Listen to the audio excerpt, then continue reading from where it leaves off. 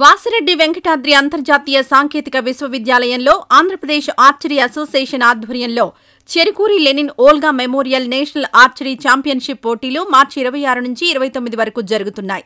వివిధ రాష్ట్రాల నుంచి 900 మంది ఆర్చరీ క్రీడాకారులు పాల్గొన్నారు. శాప్ చైర్మన్ రవి నాయుడు, అర్జున ద్రోణాచార్య అవార్డు గ్రహీత సంజీవ్ సింగ్, వివిఐటియు చైర్మన్ వాసిరెడ్డి విద్యాసాగర్ ఈ పోటీలను ప్రారంభించారు.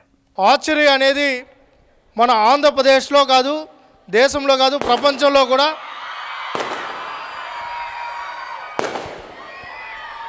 ఈరోజు బ్రహ్మాండంగా రాణిస్తోంది. చాలామంది ఆర్చరీలో ఇంట్రెస్ట్ చూపిస్తున్నారు.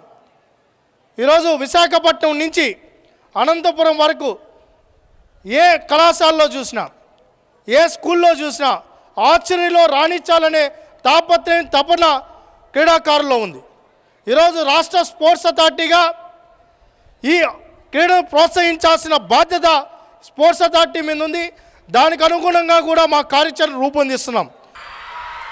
తర్వాత 2014-19లో కూడా స్పోర్ట్స్ను డెవలప్ చేయాలని చెప్పి ఆ రోజు పాలసీ తీసుకొని రావడం జరిగింది.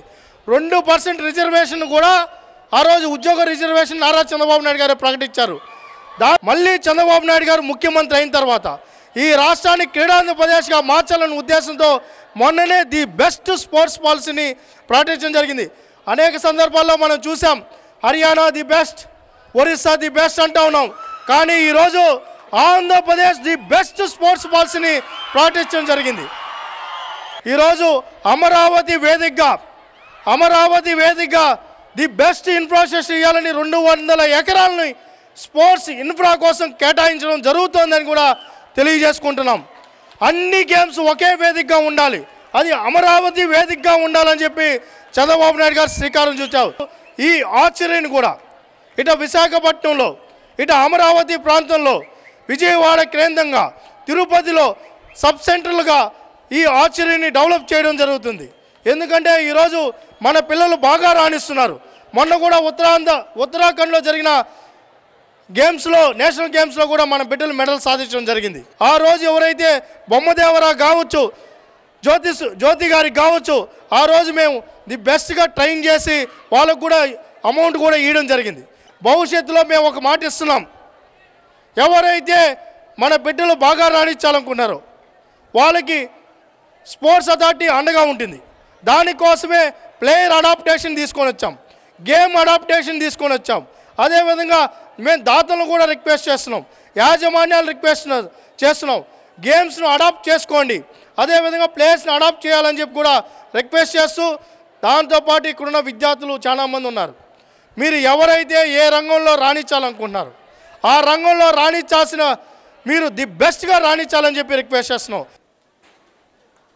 For students,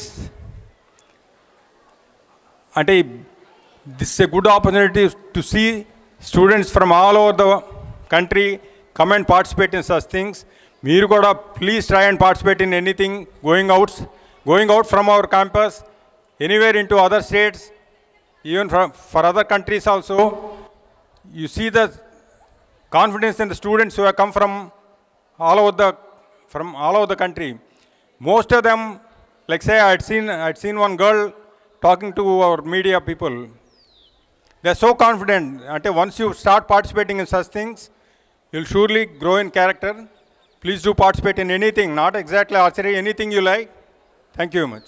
ఈ వీడియో నచ్చితే లైక్ చేయండి. అలాగే మా ఛానల్ ని ఫస్ట్ టైం కనుక చూస్తున్నట్టయితే ఇప్పుడే సబ్స్క్రైబ్ చేసుకుని పక్కనే ఉన్న గంట సింబల్ ని యాక్టివేట్ చేసుకోండి. అప్పుడే మేము పెట్టే ప్రతి వీడియో మీకు నోటిఫికేషన్ గా వస్తుంది. అలాగే ఈ వీడియో పూర్తిగా చూసినందుకు ధన్యవాదాలు.